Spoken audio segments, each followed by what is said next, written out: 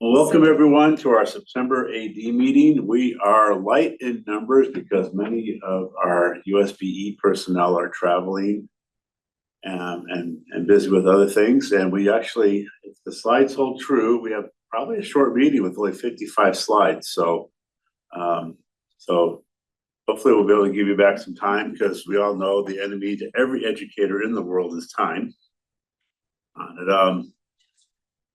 Let's go ahead and jump into our slides. I got a bunch of slides to cover today. I'll be the one pretty much running everything today. And so a lot of the slides in the beginning come right from our Phyllis leader, Sydney McCarty. The quote for this one: "The two things in life you are in total control over are your attitude and your effort," from Billy Cox. So a nice thing to remember. Going forward, we have some board updates. Our ESSA amendment was finally approved. That amendment is going to be sent to the U.S. Department of Education for review and approval. And once they receive it, they have 90 days to respond. And we'll know more once they respond, essentially. So once they get it, they can respond faster than the 90 days, or they could take all 90 days. And as soon as they respond and we have an approval or whatever they say, we'll make sure we share that with you. And Scott, I can add to that. So Please. just remember that when we submit that, because our board has approved it, that doesn't mean that it is approved yet by the U.S. Department of Education. And when Scott says they have 90 days, that means that if they don't respond in 90 days, it is automatically approved. But if they respond within those 90 days, it could be an iterative process, which could draw out past that. We will, of course, keep you updated. And as soon as we do get a final approval on that, we will message out how to implement all of those changes. Yep. So yeah, we never know. If we get it'd be nice to get a rubber stamp approval. That's always great, right? But you just never know. Kentucky was the first state that did submit with this new administration, and they had basically a rubber stamp approval. So nice. You never know. Yeah, we don't. Catch someone on a bad day where they didn't get enough caffeine, you just never know. So also our RISE ELA cut scores were approved by the board. That was pretty interesting listening to the board discuss that. One of the things they asked for was the raw score range. And that's still, we were hoping to have that on this slide. I've been watching the emails go back and forth between our technical advisory committee and Sid. And I don't think we quite have that, because Sid would have had that on the slides. So as soon as we know what those are too, we'll probably end up sending those out in a memo. But there's some debate going back and forth as to what those raw scores should be, what the range should be on those. And so we're hold tight for that. As soon as we know that, we'll pass that on for you. The only thing on the October board meeting is the spending plan for the carry forward money. So there really isn't anything big for us to worry about in assessment for the upcoming October board meeting. So cool. Moving forward. So in the data gateway, there's been some information updated in there, available now. The 2025 RISE and Utah Aspire Plus math and science proficiency and growth scores. Those are both available in the data gateway. 2025 UA Plus ELA proficiency scores are also in the data gateway. The growth scores, as I recall, as I've latest heard, are not yet available there and should be available soon. As soon as they're available, we will let you know. So the ELA student growth percentages for RISE also are looking at being in there for late November. You're going to be getting the school report cards at your level. Remember the LEA embargo level for review between January 5th and January 20th. And those will be released to the public on January 27th. So look forward to that. And then we're also going to be sharing in the October AD meeting some of the state assessment data at that point also. Are the board slides related to this posted? The board meeting is available on YouTube. Yeah. If you go to the USBE media channel, you should be able to go back and watch board meeting. I don't know if they timestamp discussions. You know, so if we're talking about the RISE cut scores for ELA, that was Thursday, last That Thursday. was, yeah, that was the special Yes. board meeting, but they're all posted on the USBE media. Yep, and they showed the YouTube slides channel. there, so that should be there. Yeah. Anything related to October that wasn't available yet. Nope. They'll be posted soon in Civic Clerk. You can see agendas in Yeah, Civic for Clerk upcoming and stuff all in October. materials, once they are posted. Yeah. So, yeah, size of the ELA cut scores. Hal says he'd prefer links in the future. You can grab some links to Civic Clerk and everything. Oh, there was another, I had a question about Acadian's updating Yeah. data gateway, and then never mind, it is Oh, okay. updated. We're like, okay, I'm really good at never minding. I'm good. I can get that. Will TSI, ATSI, and CSI designations and exit be available along with the same timeline dates as the school report cards? Yeah, those are supposed to be in December. Yeah, so December event, according to Brittany, so then I think I caught all those questions, so let's keep going. Sorry? Yeah, All right, that's me. You can go to the next slide. yeah. We are in search of assessment directors who would be interested in joining a focus group. This would be to help give us some feedback and some insights, help guide us as we try to make improvements to our AD meetings. And it's an opportunity to make connections with other ADs as well as our USBE assessment and accountability section. So if you have your phone handy, you can scan the QR code, or if you have the slides pulled up, the QR code is also linked. So then you can let us know. We have had a few people already express interest. So thank you for those of you who saw that in the AD memo, not last week, but the week before. But again, if you're interested, we would love to hear from you to gain your perspective and expertise. I'm gonna turn some time over to Aaron for some stuff that you guys had asked for, and he's gonna be sharing it with you.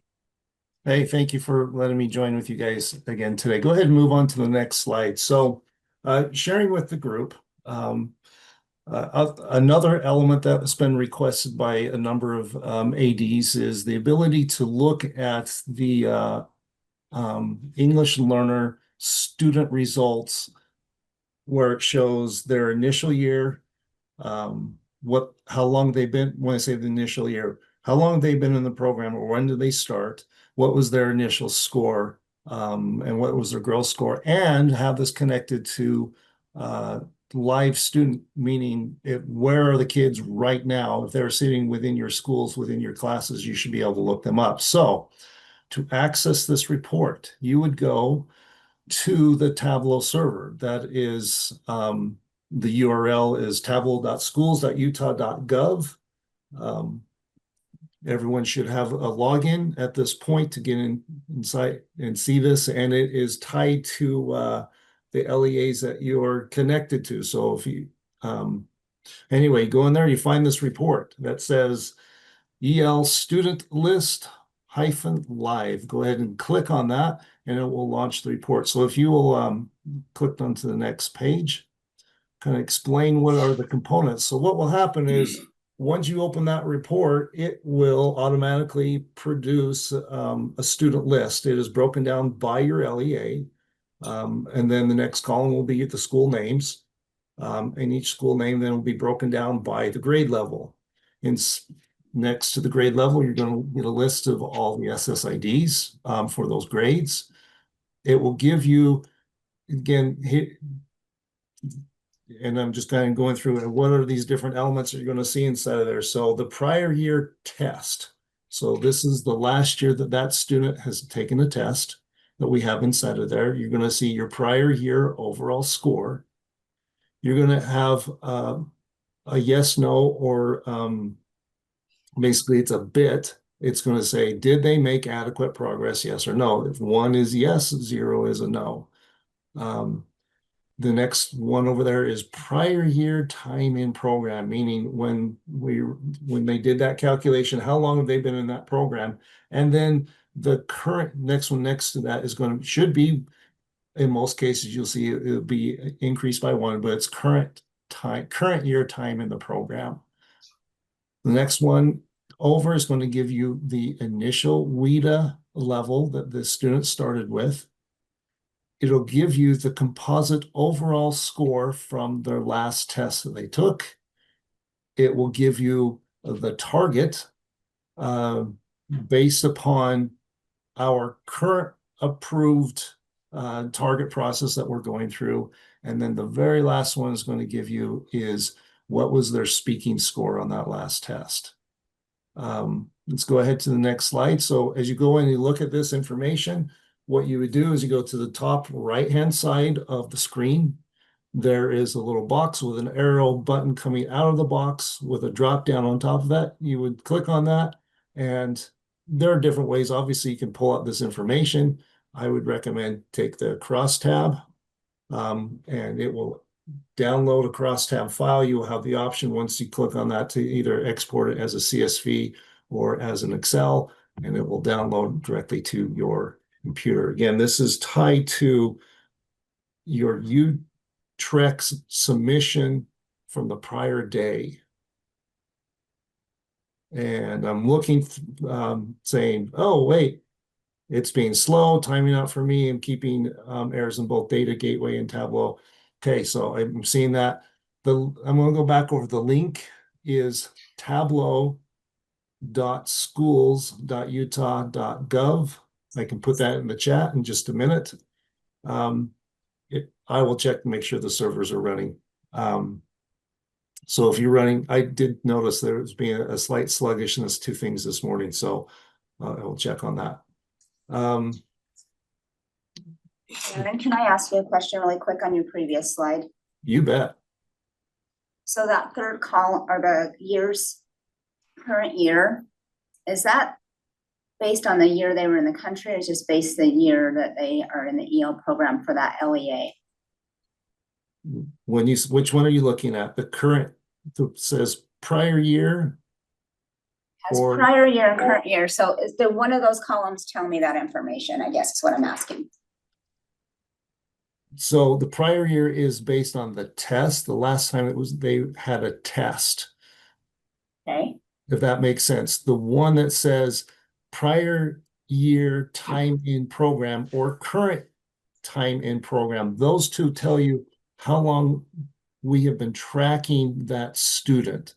So that's not going to necessarily tell you the first time they entered the country. That would be a different data set, actually, where within the UTREX data submission, when you say first entered the country, that's a slightly different one.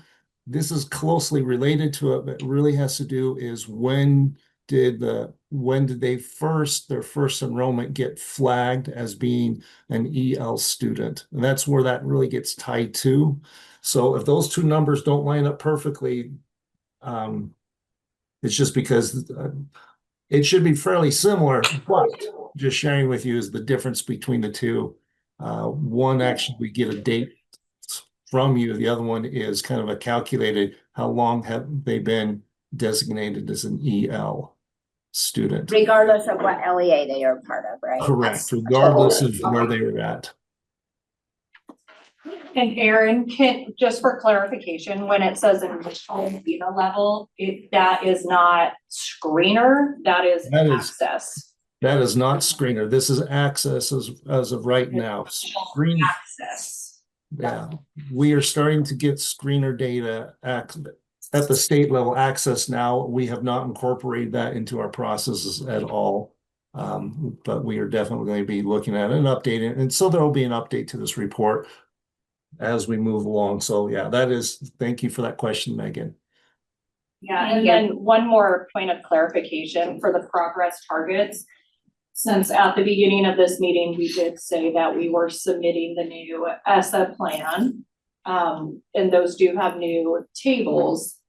Again, that's not approved, so these progress targets are not based on those. It is still what is in the accountability technical manual and what is still, you know, approved right now, but not Correct. expected to be approved. It's not based upon the new results that we're submitting for approval. Again, adjustments will be coming as things get updated. And for those, so say, hey, I'm a new assessment director and I need access. Please send me your email with your title.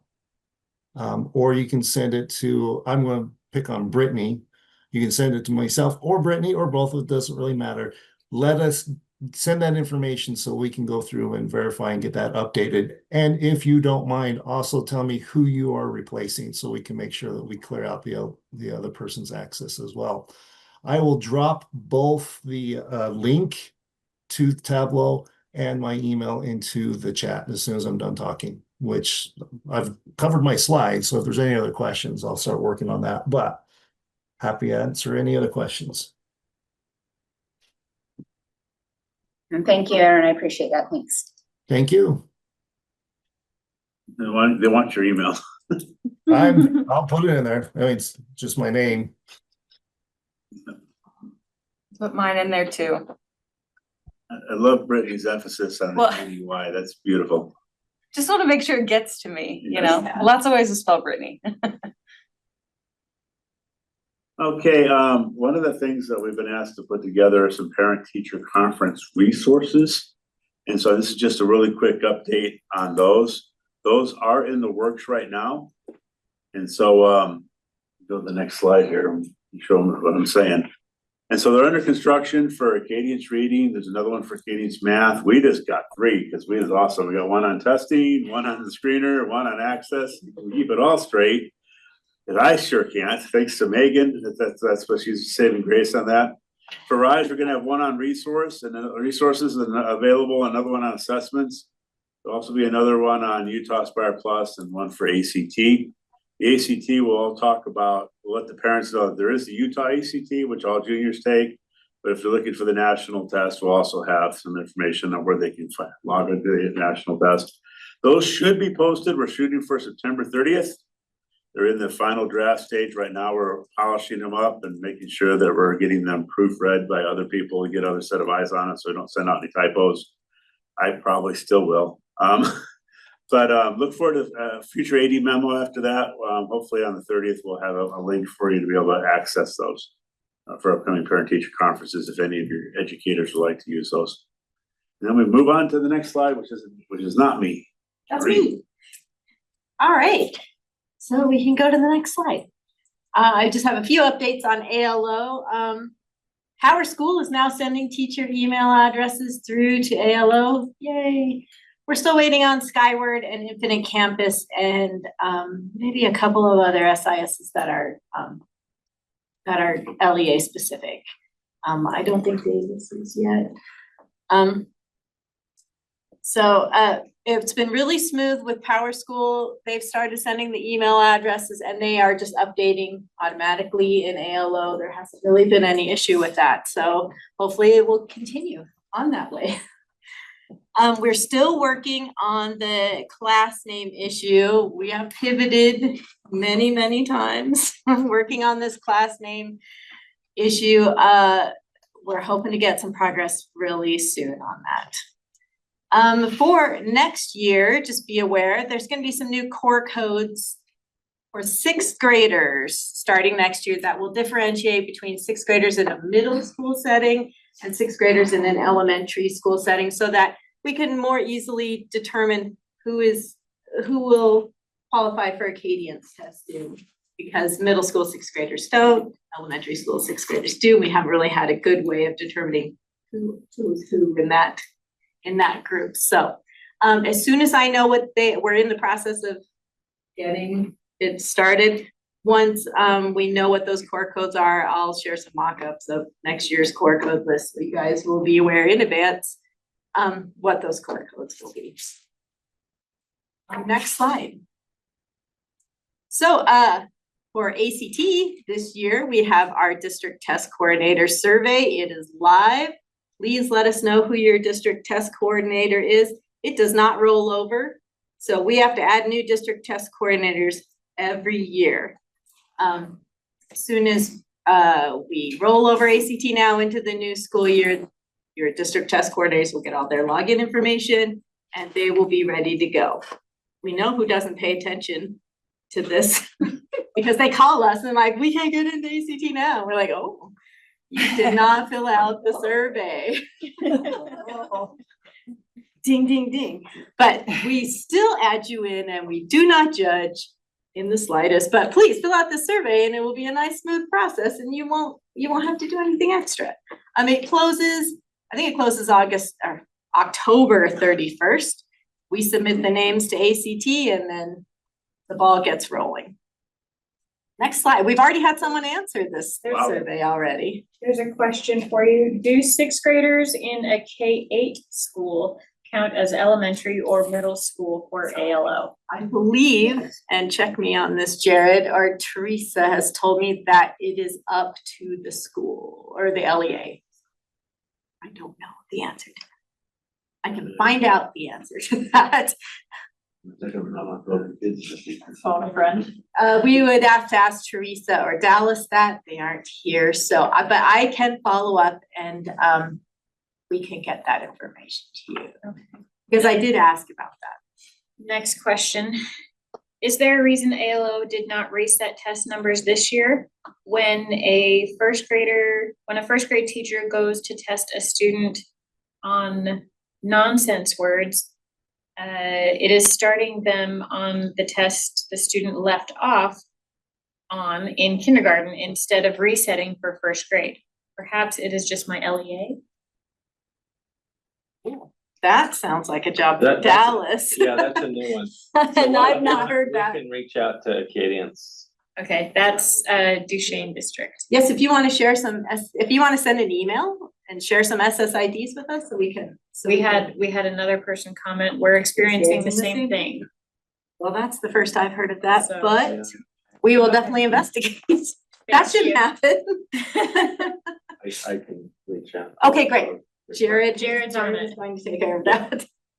On the sixth grade is middle school, honestly, I just look, because my sixth grade is middle school, and those students are rostered in. Yeah, they are. That's why we are coming up with this solution, because they do show up. Yep. And we have yet to figure out another way to get them to not show up. So this is our solution. And that should be fine, because we'll make those sixth grade core codes, the middle school ones won't be in the core code list, so those students won't roster, so their schools won't show up. It will keep all the middle school stuff out of ALO. Which means if you rostered your K-6 students wrong, And all you have to do is change those It's core core- codes. It's all. You could call me next year and say, our middle school kids are in there, I'll say, change your core code. Your fate is in your own hands. elementary sixth graders aren't showing up, you probably need to change your core Yes. codes. And as soon as I know what they are, I will share with everyone so they can start thinking about it for next year. All right, next slide. Okay, so sometimes I am not as careful with my language when I'm emailing people about their UTREX errors as I should be, so I thought I'd describe a little bit about fatal errors to you so we can just clear up some things. And also, you can find your fatal errors if you have access on the UTREX overview page in the data gateway. While you're there, you can just reset your Utah Compose extract on the same page so that you can roll over into the new school year in Utah Compose. If you haven't rolled over yet, you'll see that reset button there. And you can reset it. So next slide. Now at the bottom of your fatal errors file, you may see any of these tabs.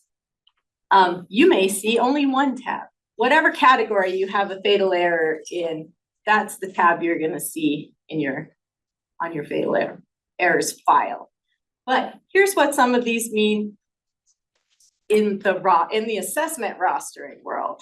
If you see a student with an error on the student tab or the student list tab, then those students aren't going to be in Data Gateway. You're not gonna see them, no information is gonna come through, so they're definitely not going to roster for an assessment. If you see a student with a fatal error on their Scram record, then that's gonna keep their Scram record from coming through into Data Gateway, and that's gonna keep your student from rostering for DLM. And if they are in courses that will roster them for other tests, you might see them in Utah Aspire Plus or RISE. So that's a thing to look for there. If your course membership or course master errors, that's gonna keep course enrollments from coming through the Data Gateway. You'll see your student in there. There won't be any course enrollments associated with them, and that's gonna keep them out of RISE and Acadience and STAMP, which is our new Apple test. Those are all course-based tests, and that will keep them from rostering for those. So sometimes I just say, your student has a fatal error, they're not rostering. I could mean any of these things, and I'm going to try to be more careful in the future to be more specific about what the fatal errors are. But I'm working on it. So could be any of these, it could be any of these things to consider. All right, next slide. Oh, just our normal troubleshooting for students not rostering for assessment, those fatal errors I was just talking about. If a student has any sort of, if a new student comes in, it could take 24 to 48 hours for that student to roster for an assessment. Any record changes can cause a student to drop off rostering for a day. So change of date of birth, term change, Scram record change, course change, any of these changes can drop a student off for a day and then they'll come back. With Acadience, if a student drops off rostering for a day, it can take a couple more days for their results to come back with them. It doesn't happen automatically. So if you see a student that dropped and came back and you don't see their results, give it a couple days and they'll come back. Also, those courses, if a student isn't enrolled in the correct courses, they aren't going to roster for a course-based assessment. STAMP, RISE, Acadience, any of those. Next slide. Oh, and here are some resources for you. I didn't make a slide for this, but it is kind of important. Our Apple test results for the 24-25 school year. Unfortunately, the state file with the statewide results for that test has been lost, unfortunately, irretrievably. We have switched vendors. We have no access to those results. So if you didn't, as an LEA, run those results, unfortunately, there's no way to get them. It's extremely unfortunate. Luckily, STAMP, we're gonna be able to retrieve those results via API. They're gonna go straight into our database. This will not be a problem in the future. So serious apologies for that. Nobody's fault, but Maureen Rushing's fault on that one, and I do apologize. And that's it for me. All right, Weta, here we go. First, I'd love to say thank you for everyone who reaches out. And again, no apologies. That's what we're here for. Keep the questions coming. And again, I apologize. A lot of people have been trying to call lately, and I feel really bad because I see my phone ringing, but I'm in meetings and I can't answer it. And so always email. That's always going to be the easiest. And if you want, we can set up a time to meet and discuss things if there is any confusion, or you just need, quick fire hose meeting. So, all right, here we go. Trainings, there are a couple more trainings for this year that we are doing in partnership with WETA. The WETA professional learning trainers actually come and conduct these trainings. So the writing with multilingual learners in secondary grades and engaging secondary newcomers in content area literacy, those are in person. Those are going to be held here at USBE. Space is limited, so first come, first serve. Sign up if you want to be there.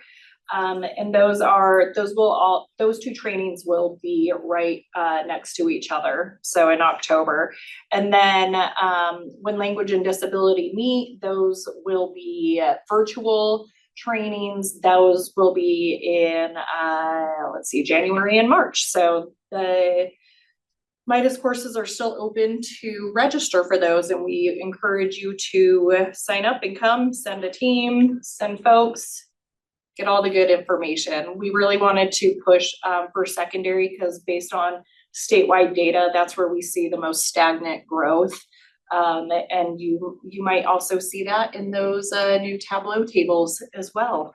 So we're gonna start working really hard on secondary so we don't have a lot of long-term ELs in the secondary grades. Next.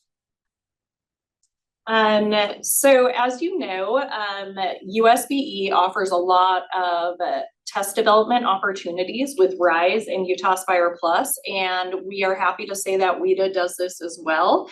And they love Utah educators, since Utah educators tend to have a lot of experience in this area due to RISE and Utah Aspire Plus assessment development. So there is a link on this page, Building a WIDA Assessment, where you can apply for opportunities. It's all paid for. Typically, these assessment development opportunities happen East Coast, kind of near Washington, DC. I know this year's most of them are taking place in Baltimore. So please encourage educators and your EL colleagues to attend these because Utah, we're kind of the assessment kings and queens of the world, making a big statement there. So let's get our educators involved more and more so we can have a great impact on our WIDA assessments. All right, next. Okay, so I want to thank our LEAs that reached out with this problem. I believe this just happened last week. There was a lot of LEAs have third-party security providers, right? That just check for phishing, malicious malware, and all the bad things. And there was a security vendor that had a mistake in their spelling for a link, which ended up blocking DRC.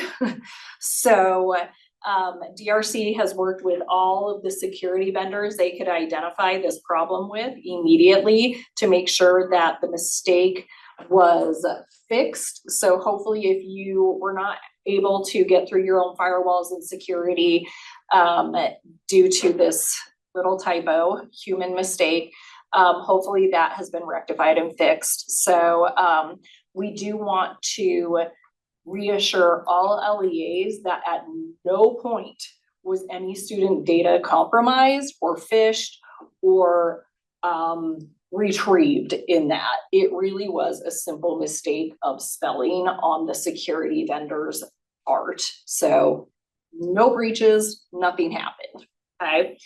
So that has been taken care of. If you were an LEA that was affected by that typo, spelling matters. Okay, next, sticking with technology.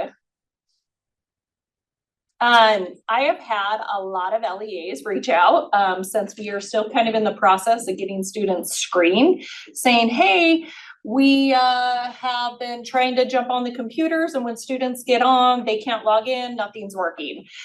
There are updates that have to take place every year. All systems get updated. Please, please, please share the annual technology updates with your technology coordinators. You all should have WIDA AMS, that's the DRC platform, the assessment management system access, and you should have at LEA district level access. You can create technology coordinator accounts for anyone that does this work. Please make sure that they have those accounts so they are able to update all student devices. This I've been kind of sharing since mid-June. So please do your part in getting this communication out because You don't want students to sit down to take a test and nothing works, okay? Please make sure that those updates are happening. And then the next slide here, again, just more information on the updates. And of course, we love the Chromebook update. I love that we don't have to have kiosk mode. I love that my own Chromebook doesn't have to have someone else operating it and managing it for me. So, and we don't have to purchase more licenses to actually get things to work. So I love that Chromebook actually is helping maybe LEAs save some money here. All right, next. Guess what? Access testing dates. They have been fully released. These are posted on our Utah page on the WIDA website. So, and I will of course be communicating these out. It feels a little weird, but next month we're starting the access process already. Y'all are like, we're just still screening. We're in it. Always, it never ends. Like the bad news bears or something. No, we love access testing. So we have material ordering starting on the 10th. So you'll have over a 2-week window to start doing your materials for those paper access tests. And it's just alternate and Braille only. It does include large print paper as well if you need that. We will be loading the first pre-ID file on the 30th, the day before Halloween. So that will be the first pre-ID file. Remember that USBE orders all materials for you based on that first pre-ID file, okay? You are responsible for ordering alternate and Braille. We will order everything else, okay? So that's kindergarten, that is the paper writing booklets for access online for grades 1 through 3, all the test administration manuals, all the labels, everything. Starting December 3rd, you will be able to start seeing students in AMS and you can start adding them to test registrations, used to be called test sessions, okay? And yes, do we order based on your SIS? Absolutely. Yep. Marine will do a poll right there on the 30th. So whatever you have in your SIS that we get from Utrex, that's what will be loaded. Okay. So it's really important that you do have your SIS correctly updated. Okay. We will be doing a second pre-ID file again that will take place on December 10th. Again, we know that registration, enrollment, everything changes with students. And so we do a second pre-ID file. We do not order any materials on that one because all the materials will already be shipped. So if you do need to order additional test materials, starting the 12th, you can do that. You will be receiving your materials December 12th through the 15th. They will not try to deliver on the weekend though, and it is UPS. So just make sure that you have someone there to sign for it. Hopefully no one will be like, nope, we're refusing this shipment, which has happened, believe it or not. And that becomes pretty problematic. So we don't want that to happen. Just remember, if you do need more materials, you have to go under additional materials. So a lot of people say, well, it says it's locked. Yep. Once the initial material ordering from the 10th to the 27th of October is ended, that's initial. You have to do everything else for materials in that additional tab. And Hal, yay, you are so welcome. We're glad that that second pre-ID file upload is helping. Marina and I have been working with IT and we are seeing what we can do to get this to be automated in the future. Everyone just say a little API prayer. You know, those one roster gods. They're fickle gods. Those fickle gods. We really want, that to happen, and we've been working with WIDA, to make that happen. We're hoping to be, one of the first 5 states to make that happen. Yeah, we're doing everything, so just keep your fingers crossed for us. This year, though, we will have the 2 pre-ID files for you, and then after that, it'll be you all. And just a note about that second pre-ID file, it's gonna catch any new students to your LEA, and it'll catch students that have transferred in, but it's not taking any students out. If you have students that transfer out, you can just ignore them, or you can take them out yourselves, but it's not gonna remove. You can't actually take Oh, any students then out. You can ignore them. Yeah, just ignore students. So it will only add in or transfer. Yes, it's So not gonna take students it. that leave the state, we cannot move out, or students that were erroneously put in, Yes. we cannot take out. That happens after testing is closed. And we at USBE, and I shouldn't say we, it's Maureen. She takes care of all of that at the end. So, Maureen does a lot. She's the data queen. All right. Next. Again, here are the following dates. We have our test window that's been announced, our shipping deadline to get all materials back, and your data validation. This one's a little over 2 weeks for you all to do your LEA data validation. You'll be getting reports at the end of April. Electronically, and then of course all the printed ones will be shipped to you in May. And then the updated, if there were changes from the data validation period, June 11th is when you'll get any updated posted reports. Okay. Oh. Here we go. Remember that access is being updated. So just do know it's being updated, but for you all, it will be a typical access testing experience for test administrators and students. The training courses will be updated. Those training courses are going to be released in 11 days. Score reports, again, they're coming to you on schedule. But do just know, because there is a standard setting taking place this summer, we do have Utah educators, yay, participating in that standard setting. We will be providing a lot of guidance on how to exit students. And there will be concordance tables and crosswalks and everything. Do not panic. We will have everything covered.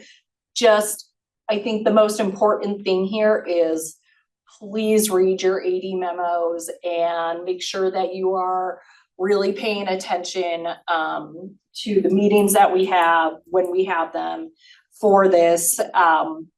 But we will provide all the guidance. It's just super important that y'all are attending to that information so we can get students exited correctly. Right. Oh boy, I just keep going today. Okay, screener reminders. A lot of you have hit that 30-day period. So remember, if that 30 calendar day period has passed for you since the beginning of the year, it does drop down to 10 calendar days, but screening could have began back in July. The most important thing is just please update your SIS. And we are trying to collect all that screener data. As Erin said earlier, hopefully that screener data is showing up in Data Gateway if things are being entered correctly. Remember, qualifying is anything under a 5.0. So if a student gets a 4.9 or lower, they qualify for services in Utah. Okay, a 5.0 or higher means that they are proficient. They do not qualify for services or as an EL. That is for entrance. Exit, of course, is different. That's the overall 4.2 with the speaking of a 3.5. If you have any questions about screening, or need a paper screener, please reach out to me and I'm happy to walk you through the process. You done? Almost. Parent resources. We will have, as Scott said, we're gonna have more Utah-specific parent resources, but in the meantime, WIDA provides a ton of resources that you can share with parents, and most of these resources are in multiple languages and tons of languages at that. So if you need information for parents, these are great resources. And I see I have questions in the chat. If we have documentation of screener efforts and the individual is not coming in when we schedule, how do we move forward? I think that's Jasmine. Jasmine, reach out to me and we can discuss ways to maybe get students screened if you're having issues.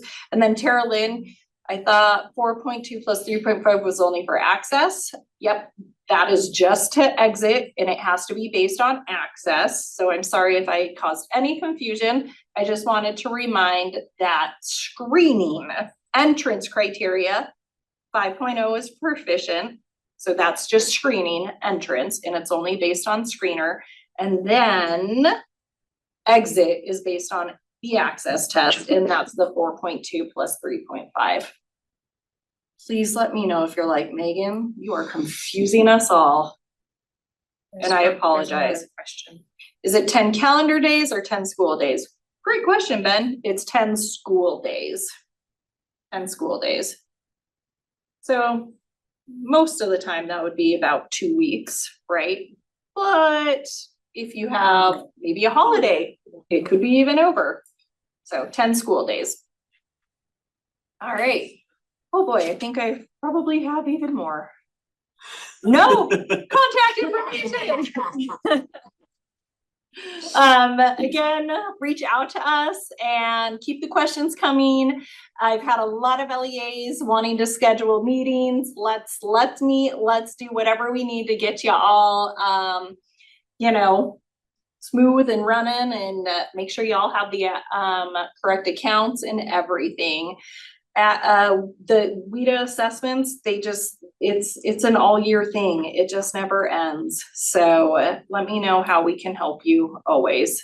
One more question. Oh, another question. Yeah. I lost my connection, but could you review again how to have materials sent to schools and not the district? Lindsay, if you need materials sent to schools, you need to reach out to me. For this year, it might already be too late. We can see what we can do, but we do have to put in a special request with DRC. So yeah, just reach out to me if that is ever something that your LEA prefers and wants. Some LEAs want it because their district is spread out so far and it's hard to get materials to schools. Some LEAs are like, nope, we want to be in control of all those secure test materials and we want to know who has what and where. And that really is a decision that you all get to make. We're happy to support that decision and troubleshoot and be a thought partner in that decision if you need.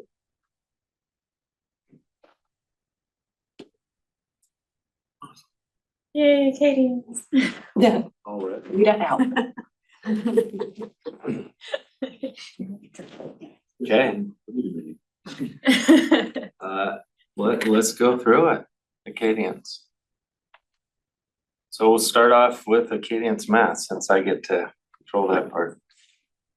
So these are just 4 things we're gonna cover with Acadians math. Next slide. So the first one I wanted to make sure is included here within the YouTube recording, as well as you have it documented if you need to share this. Sometimes there are questions when I do training regarding the beginning quantity discrimination and the hesitation rule or the weight rule. And so I've just provided the question that that was asked.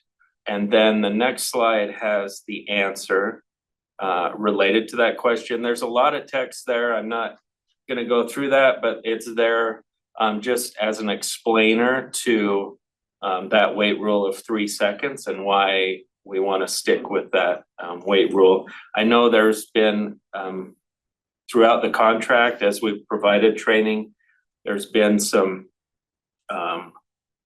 things that maybe don't align as far as what was shared within those trainings. So I just wanted to provide this, and this answer is from Acadians as I shared that question with them.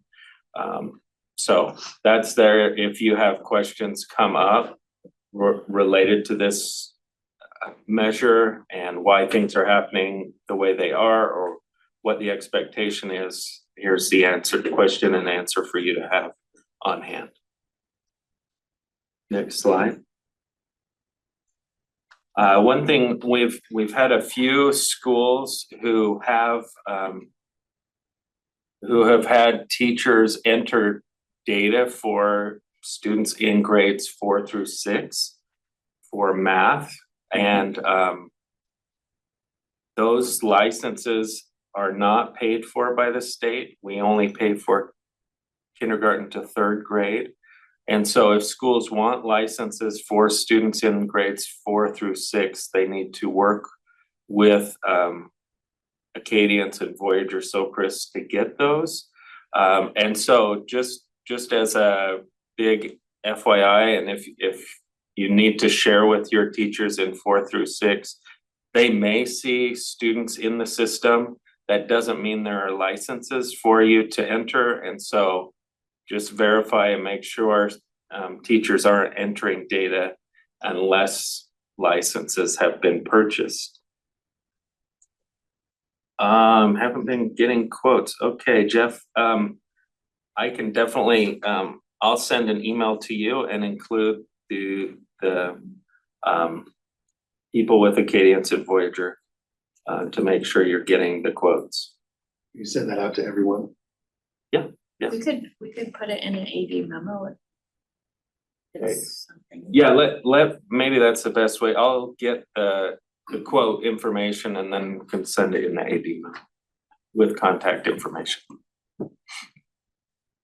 Yeah. Yeah, I will make sure that gets sent out. Okay, I think that's it here.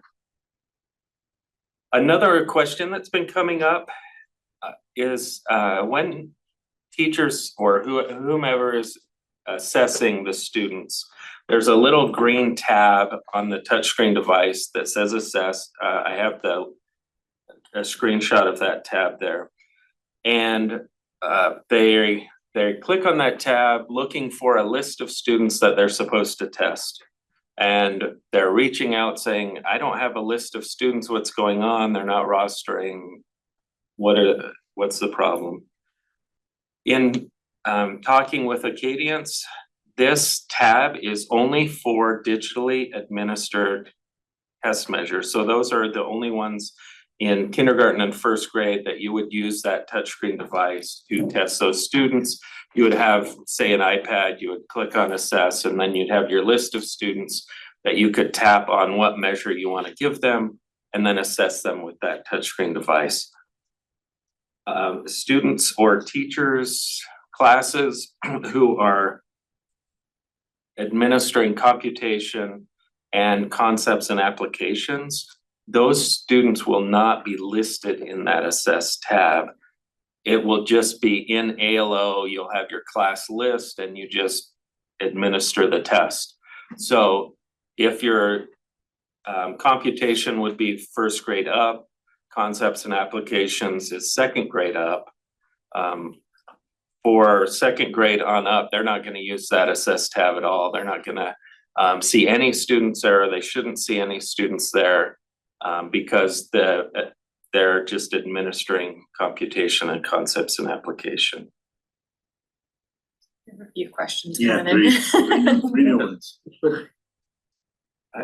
Let's see, is it? Let's see, It started, Acadians reading. is it Ben? there's one Well- above that one. Okay, let's see, can you please?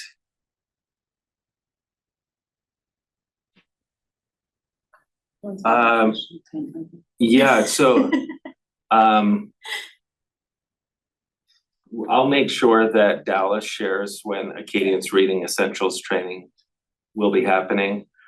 She has been sharing that in the AD memo, I know a couple times, but I'll make sure to remind her to get that shared as far as Reading Essentials training. As far as Acadians having a long-term plan moving forward, that's something that has been definitely feedback we've heard. We have that feedback as well. There's a lot of benefits for moving to digital. But I don't know, I'm not aware of a long-term plan. It's, we meet at least once a month, so that's another question I'll bring up with them.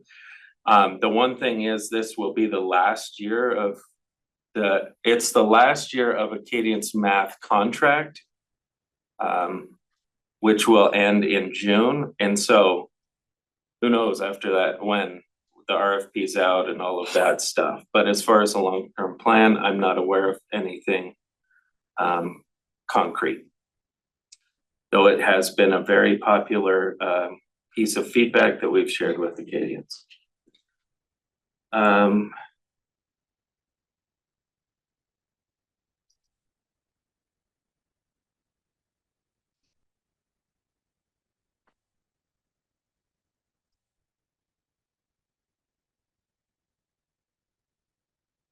As far as the progress monitoring, if you wanna,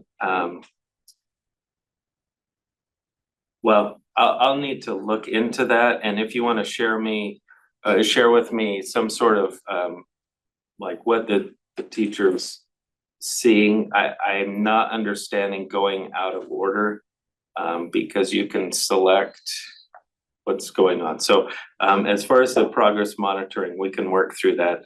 If you want to send me an email, or maybe I can copy this chat and then look into it a little bit further.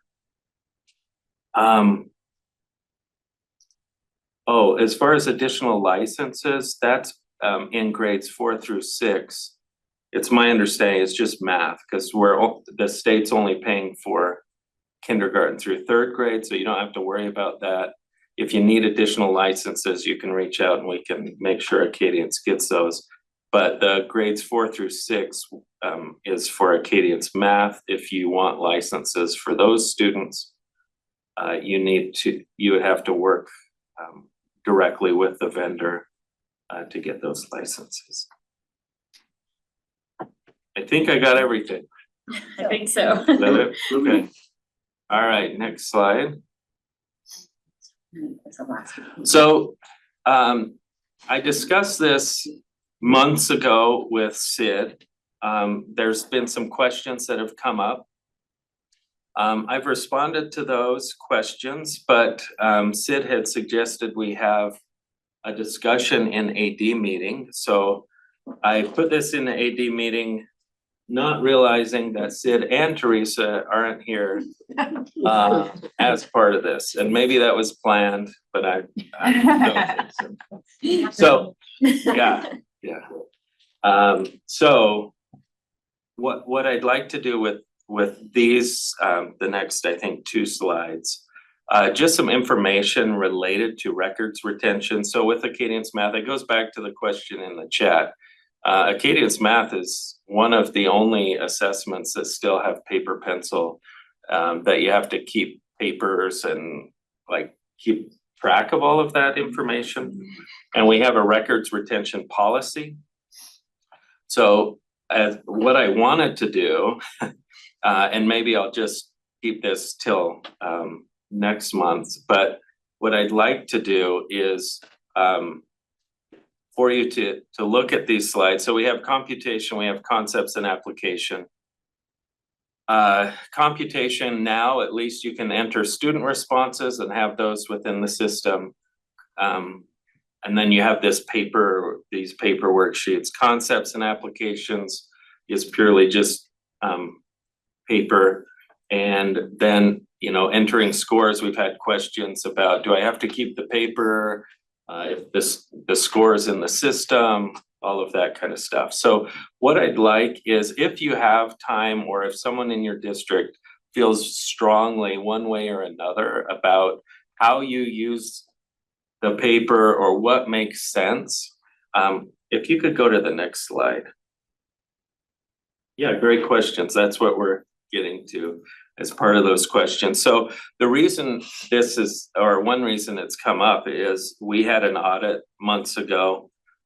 And they went in and weren't able to verify scores, or were concerned about that because you have scores in the system, that's great, but are those scores correct? I've heard and am aware that there are some LEAs that have kind of a team effort in scoring the student responses and then also having someone else come and verify that before even entering into a system. But verifying the scores was one concern that the auditor brought up.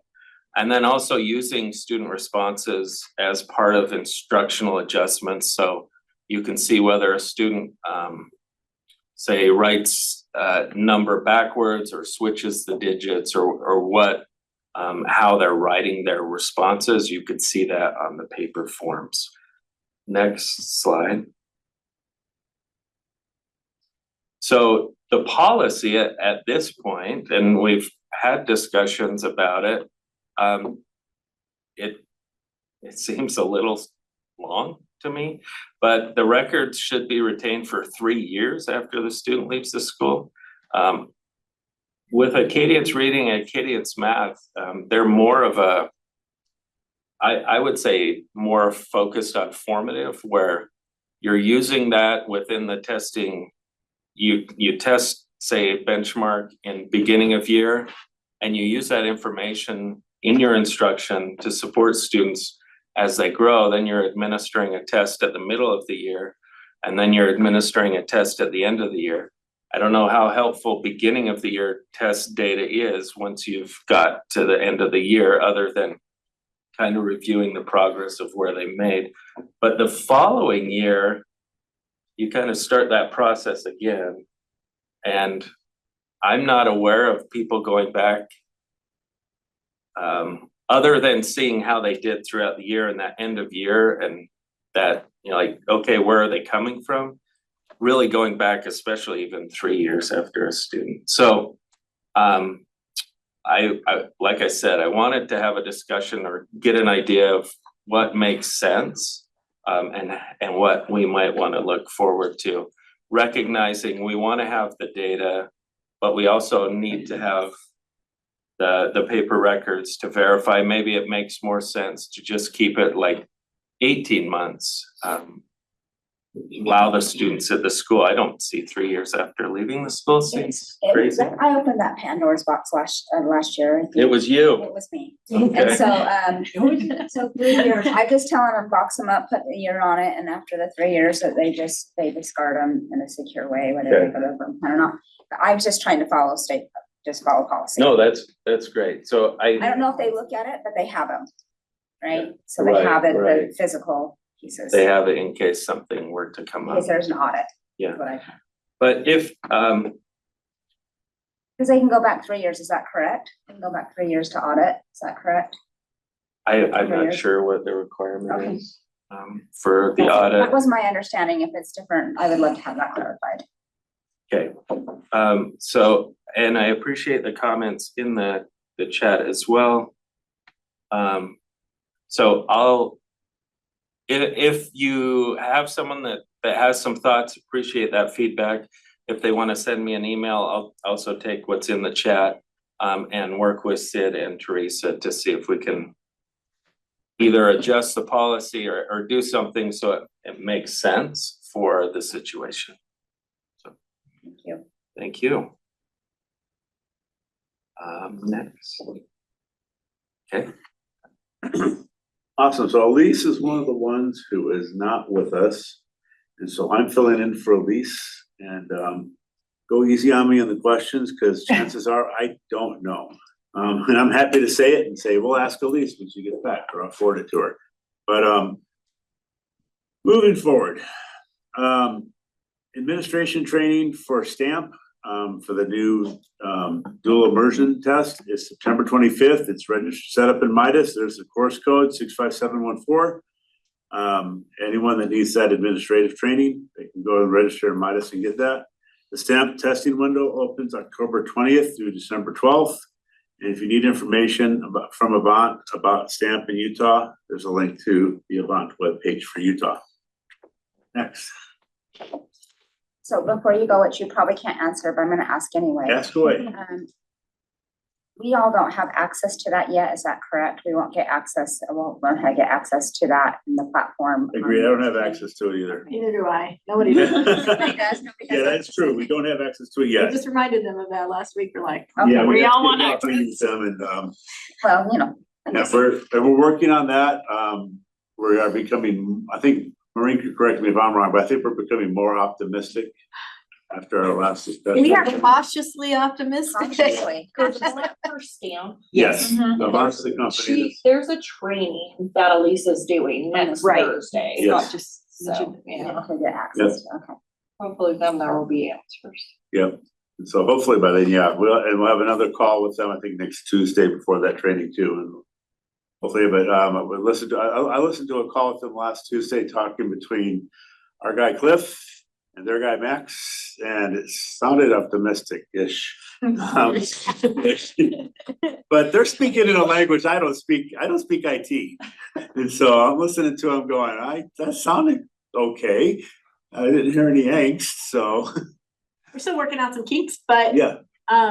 they are able to pull student information in, which is always the big hurdle. It's just refining it a little bit now, Yep. so cautiously optimistic. Cautiously optimistic is it's a good place to be than woefully scared. Yes, we're not at that place where like, what's our plan B? Because nothing's working. We passed that. Yep. We passed that hurdle, so that's a good sign. And so, yeah, well, and we'll update you as soon as we know more, of course, and yeah, I'd say definitely be at that training. That would help a lot. So for Rise, moving to the next slide. There's a training, there was a benchmark, training that was posted in YouTube at last week's AD memo. And the slide deck PDF is also available for participants who were through Midas. So if anyone missed that benchmark or interim training, there it is. The TAM scripting is being updated. We've gotten a lot of feedback from our visits and from talking to everyone that sounded like a celebration going on this already. We're working to update the benchmark and interim scripting and screenshots to better match the new student secure browser experience. So stay tuned for that. We'll give you information on when that's been updated. We keep going back and forth on that one too, but we're getting it there soon, hopefully. So I see a lot of emails come to Elise on this one. We have this teacher, we have this user, we can't get their account set up. And usually it's because their account is at a different LEA. The Rise Tide user guide has got guidance on that, so please check that. If you have users on your account who have left, please take them off out of the account. That way other people who they move to can then get them set up. And if you have any email changes or typos, you need to adjust those with the Rise Help Desk, please. The Rise Help Desk is doing pretty well. I actually had a call come in on an issue with someone pulling some data, and the Rise Help Desk was able to help them very quickly, much more quickly than I can help, or Elise can help, because they actually deal with those systems. Because we sat there going, yep, we got the same problem too, and then we got to contact the Rise Help Desk. And so that's always should be your first go-to if you have an issue with something like that. Next slide. So late October is the projected timeline for the ELA and writing scores. I mentioned that before. With the new high school courses, this is looking a year in advance for when the high school tests roll over into Rise. Those courses are set up by law to be for 9th and 10th grade students, but especially in science, biology, earth science, chemistry, and physics, kids can take those at any time, including 11th and 12th grade. And so the question we have for you, and you can put the answer in the chat, or you can send myself and Elise an email and let us know this, is how many students that are in 11th and 10th grade would you like to have it be an option where they also could take the RISE end of year course, where they actually trigger that also, like for science courses, especially secondary math 3, etc. I know as speaking as an educator, and back when we did SAGE, it wasn't an optional thing. Your kids in 11th and 10th grade, if they took the course, it triggered the course. But this, because of the way the law has been written, we want to know how many would like that to be as a possible option. Because if everyone says, no, we don't want that, then that's one thing. But I know for myself as an educator, having that information on how well all of my students did in my biology class or my earth systems class, regardless of what grade they were in, was very helpful to me to help improve my instruction. And as one of the people that helped design our science tests, that was one of the main focuses we had when we designed the blueprint. They sat down with us and said, what's the purpose of this test? I'm up, easy. It's to give teachers information to improve their instruction, which is why the blueprints are designed the way they are.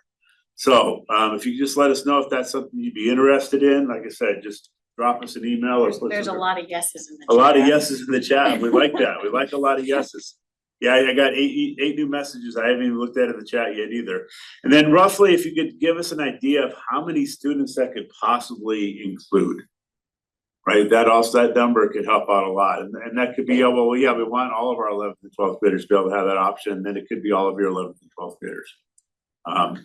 If you wanted to have fun and, I don't know, spin your wheels a little, you're welcome to go and figure out how many of those, what percentage of those actually take those classes and make that be your number. It's up to you how you decide what that number is. But we'd love to get those numbers because I can pretty much guarantee you we're going to start getting questions, and we're going to have questions for our technical advisory committee, for our policy advisory committee. And those questions are also going to be with the board and also questions from the field. Right, and we're going to be getting that question for sure a lot. We want to make sure we come up with a nice, solid, definitive answer on what we're going to do, especially after we talk to those advisors, and especially after we talk to leadership. So, thank you so much. Send a survey out or something for us to fill out that the information that you want that we can take back to maybe our teaching and learning departments and. I can check on that. I actually asked that question earlier too. Yeah, let me check again with Sid, because he's my boss. Okay. And You had something else to add to that. My only question would be accountability, the impact. Yes. yeah, exactly. That really changes my answer. Yeah, well, of course. And my knee-jerk reaction, that would be, they shouldn't It says affect your optional. accountability, because the law That is would be my- 9th and that would 10th be my grade, assumption. Yeah. I right? just wanna make sure that's clear. And if Aaron's still on the call, he's gritting his teeth a little, because that's gonna mean he's gotta separate the data between, so, I think he was dropped off. yeah, oh, Yeah. good, he missed it. He can find out later what we decide on that, but yeah, I mean, my knee-jerk reaction is the law says 9th and 10th grade, Yeah, it's it's not gotta be part of 9th the and 10th grade for That would be my accountability, assumption. Just- right, but who knows? When policy gets drafted, board policy gets drafted, so I've got a note here to double check with Sid about a survey in the AD memo about the 11th and 12th grade. Thank you. And so, So far, it's pretty unanimous. yep, and it actually reminds me of when we asked also about having the science test stay on ACT when the contractor used it. It's been unanimous from you, it's been unanimous from the field and from our policy people that we keep science on the ACT, Utah ACT at least. And so we appreciate that kind of feedback, because it makes it really easy when we start talking with our leadership to say, this is the information we're getting from the field, right? This is what they want. And so thank you for that. And well, like I said, I'll talk with Sid about that survey and what we can put out or not. And we'll go from there. So, am I missing any other questions besides, or do we just have numbers and yeses? Yes. The meeting, so we can. Please do. Yeah. I got a lot to go through there. Okay, next slide. Utah Aspire Plus. I remember this is not a lot to talk about the sunsetting year of Utah Aspire Plus, but we do have a few things here for you. The Pearson technical training is going to be, it's way off in the future, but still get it on your calendar. Let your tech people know that January 21st, 1 to 2 p.m. The Midas course has been set up for that. And then administration training is January 29th from 9 to 11 a.m. and the Midas course information is also there for those two trainings. And so make sure you get those on the calendar, let the respective people who need those know that they're there. And like always, I'm sure we'll have some recordings of some trainings in the future also, because we love doing that. I love when I get the emails, are you gonna record that training? We always do. That's the answer, always do. And so that's one of the reasons why we moved a lot of the ACT trainings to us, because we have more control over the saving of those trainings, and we can post them right on our website and they're good to go there, so. There is a question in the chat. If you don't have access to Midas, I believe there is a link on the Midas homepage for the Midas help desk, and they can have an account set up for you. There you go. You don't have to be an educator to have an account, so your tech people that might want to register for a class. One thing though about Midas is make sure that whatever email you sign up with is an email that you actually check. Cause we have a lot of people like that sign up for stuff and they don't realize that their Midas account is like their old, like their old Hotmail account. Yeah. Yeah, And they're like, we never got notification about anything for this training. So update your Midas email contact. Yep. I'm guilty of that myself. I have an old Comcast account that still shows up on occasion going, we tried to contact you on this. I'm like, oh geez, I haven't done that in a while. Yeah. Good feedback on that. Our next one, ACT. Ooh, we're getting close to the end. We didn't even take a break. We're gonna finish early. Woo-hoo. Like we said, nice and short, unless of course we get a lot more questions. Moving forward, ACT. ACT accommodations training was held September 11th, and like always, it has been recorded and posted on YouTube. There we go. People keep asking us about the schedule of events that we posted sometime in October. We don't have a confirmed date yet, but that's what it's always been posted. We keep pushing and pushing and pushing. We'd love to get it posted sooner. And if we got it posted sooner, we have dozens of other states that would be really jelly, but I don't care, but ACT does apparently. So it's all happening when people who are outside of our contacts are actually the ones that do that. We also get a lot of emails asking, hey, I don't have access to ACT now, and neither do we. Yep, that's for the testing, they're like, having access now is a little early. They don't have it set up or turned on. It was turned on last year in November. I'm hoping it should happen right around when we do the pre-ID file. Yep. I've requested that we get that all done, the pre-ID file and DTC's in and orgs in before November 15th, because I'm leaving on a trip and I'd like to have it done before then. So probably before November 15th, but sometime in November. It's really fun in our meetings with ACT because Maureen will pipe up and go, hey, don't forget, we want to get this done because I'm leaving on a trip. And please, they'll go, yeah, thanks for the reminder. So we're pushing and hopefully we'll all get access before November 15th. That'd be really nice. Our next slide. So that accommodations training is happening. We do have 3 other trainings. Those are the site readiness training, the pre-test administration information, and the test day administration training. Those will all be on our USBE Zoom. Those links will be in future AD memos and on ACT Now, and also on our more of our ACT Utah page. And our schedule, those will also be on the scheduled events. We make sure they post them there. There's no registration required, like ACT always required you to register for it. Anyone that has that link, you share it with them, they're welcome to join. And if they don't make it, even though they're gonna ask me later, it is recorded. I promise. It's like 3:30 to 5, they're Yes. later. Yeah, they're late in the afternoon, usually 3:30 to 5. That way, we can get educators who might be in the classroom, they're out of the classroom, and it probably, hopefully by then, kick the kids out of the classroom. So you have some time to actually do the training. I've been there. I've always had kids in my room afterward and have to kick them out. Moving forward, we're gonna finish up with Jessica. Okay, second to the last slide. The test accessibility and accommodation system, the TAA, that you enter accommodations for ACT is open. If you didn't attend that ACT training, I definitely would take a glance at it or at least review the slides because there were some significant changes, particularly around accommodations deadlines.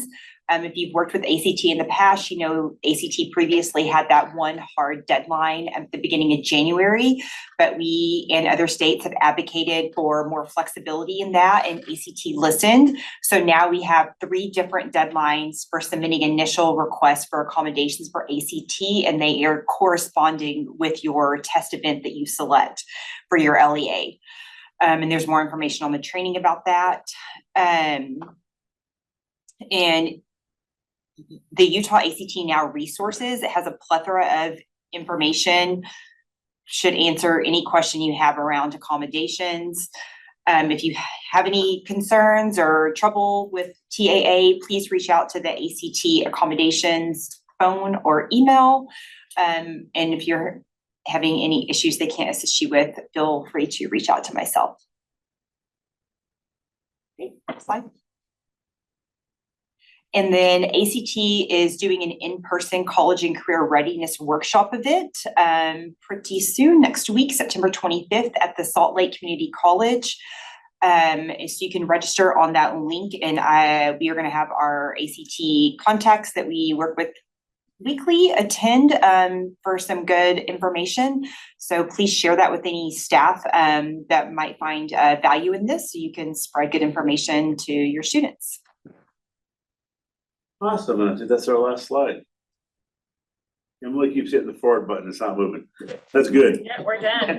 So thank you everyone for your time and for being here with us today. We're gonna give you a whole hour and a half back if that clock I'm looking at is correct. And so anytime, like we say, anytime you have any questions, please reach out. Email is always the best. I still answer my phone if I can. I've taken a couple of phone calls this week, but email is still a lot better. It's really fun when the phone rings and I'm somewhere with a lot of other people around. It's like, I can't take that call, and I really want to, because I know it's probably one of you on the call, but especially when we're in a meeting and trying to talk and listen, and it's just really hard to take those calls. But we do appreciate you. We appreciate all the work you do for Utah's future, and have a great day.